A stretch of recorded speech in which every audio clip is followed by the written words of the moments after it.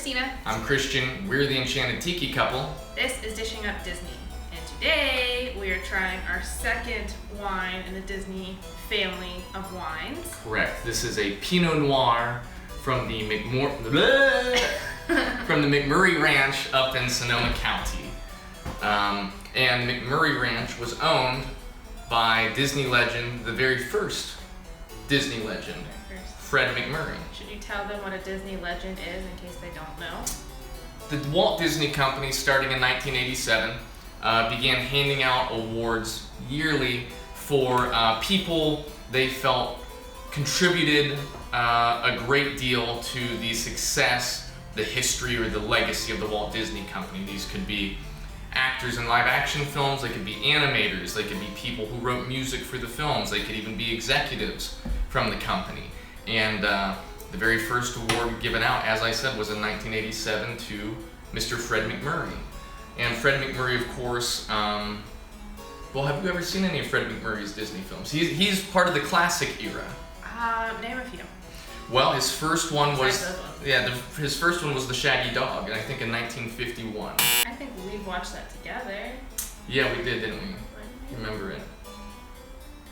Don't remember it? I don't. Then, of course, he did The Absent-Minded Professor and its sequel, The Son of Flubber, and worked on through I saw the Robin Williams version of Flubber. Of course, yeah. But he was the OG Flubber creator. And That's a weird word. Flubber. And he continued working through the 50s and 60s of the Walt Disney Company. And the last film MacMurray did with the Walt Disney Company was Charlie and the Angel in 1973.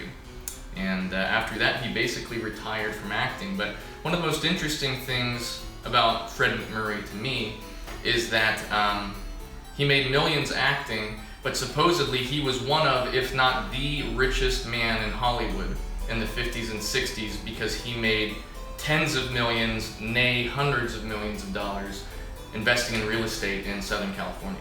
Smart man. Smart man. I wish that I would have invested. In 1950, Yeah. 1940s. Yeah. You know, Yeah. in a former life. Well, So, yeah.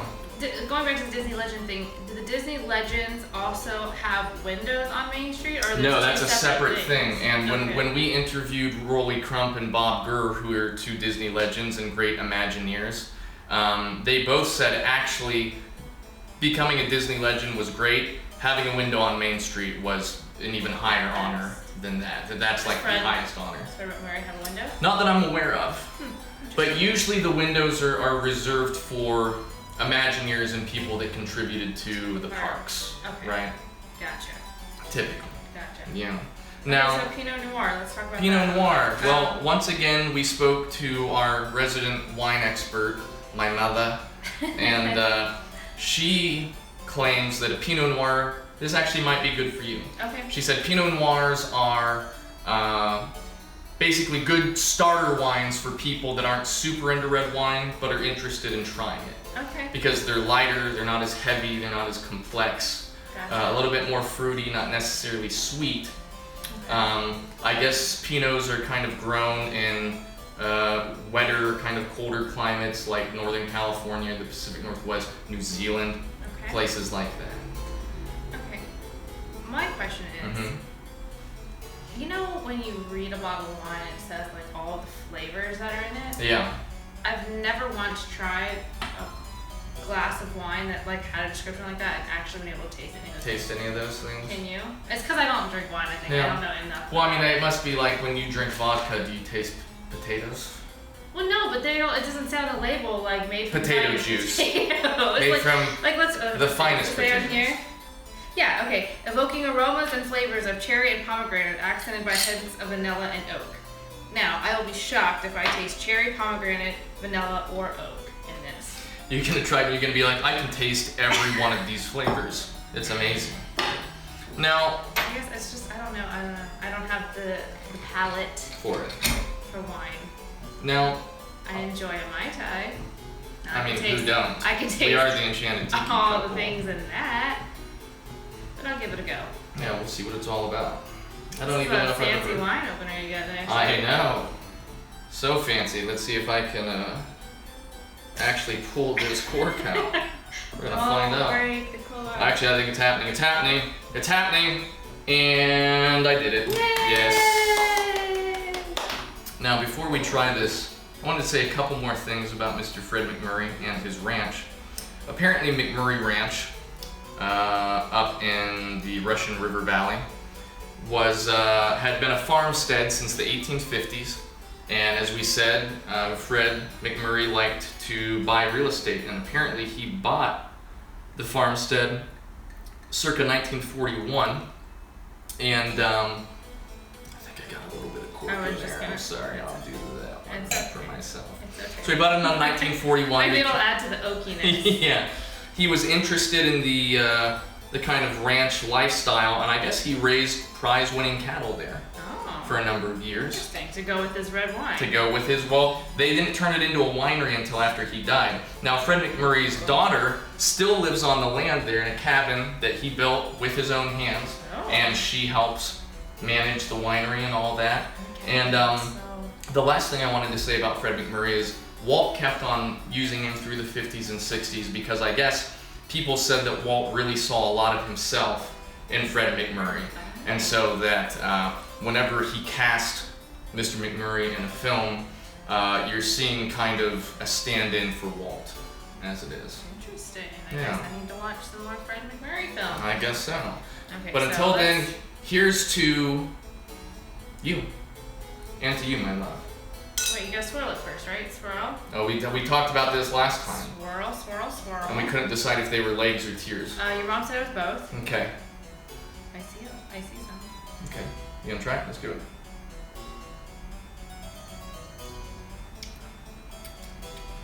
I like it, but I'm a red wine enjoyer. It's not bad. Mm-hmm. It's not as like, I don't even know the word to describe most red wines. Like, not doesn't thick, have a bite. Like, yeah. Like it's not as like. It's a little bit more smooth. Yeah, it doesn't like punch me in the face. Like, so this is kind of like what a German beer is. Sure.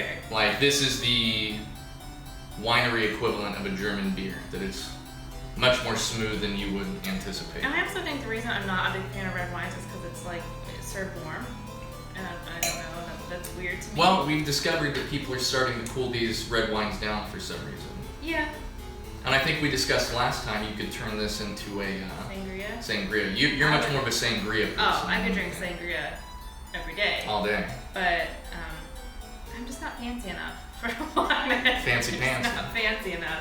I like to throw like ice cubes and fruit in this pretty wine. So you know what this phenomenal wine needs? It needs to be watered down and mixed with fruit juice. I was just informed by our production assistant, aka my mother, that The Shaggy Dog did not come out in 51, and I should know better. It came out in 59. It's like a decade later, basically. So basically, some Disney historian. I know, some Disney historian getting the dates totally wrong. So? What are you gonna rate this? You first, because you're not the super wine connoisseur. You know what? Throw some ice in there. No, I'm not gonna ruin it. It's not how it's supposed to be. Yeah. Just because I prefer things that way. I just like things sweet, I think, is the problem. Mhm. I like sweet Yeah. alcoholic That's why she's beverages. with me. That's right. And so this is not wine generally, like except for like dessert wine, isn't generally sweet, and I think that's why I don't like it. Okay. Would you prefer a dessert wine? Probably. Or like a port or something? I don't know about that. Yeah. I have in the past Port's like syrup. had Riesling, and I like that. Did you? Yeah. Or like, what's the pink one called? Rosé. No. It starts with an M. I don't know. Anyways, I used to drink really cheap. What's that? That's Moscato. It. Moscato. That is, I used to find really What's cheap. Moscato with you? Yeah, Moscato, he has to bite you. Oh, Moscato. But we no, became parents 8 months ago, and this is all the jokes. Dad jokes. Dad jokes for life. everywhere. Yeah. Okay, so I'm gonna rate this. I'm gonna say like a 3.5 Hmm. out of 5. Interesting. I could drink this. Yeah. in the city. You know what I've never had? Maybe it'll change my mind. What? Red wine with a steak. That's how you're supposed to drink it, right? So what you're saying is this should have been a food episode with MacMurray Ranch Pinot Noir served with it. Should we get steak for dinner is what I'm saying. And we'll finish this bottle of wine. And then we'll not let you know because this is the episode. Maybe we'll update it at some point. Anyways, 3.5 oh boys. What do you give it? I'm going to give it 4.3 oh boys! There you go. You're pouring yourself into the glass. So obviously you like it. Yeah, and I'll say this was very affordable. We picked it up at Costco, which oddly enough is the largest purveyor of wine on the planet. Costco sucks me in, by the way. I go there for like one thing. It's like Target, but on a whole other level because everything is supersized.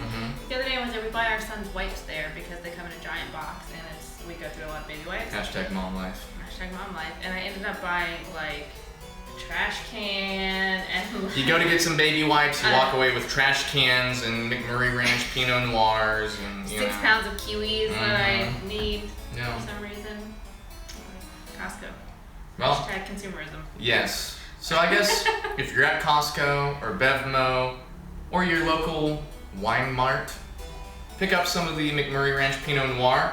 I give it a high rating. Christina gives it a surprisingly high rating, higher than I would have thought she would have given. And it's affordable. Give it a try. And think about Mr. Fred MacMurray when you drink it. And flubber. And flubber.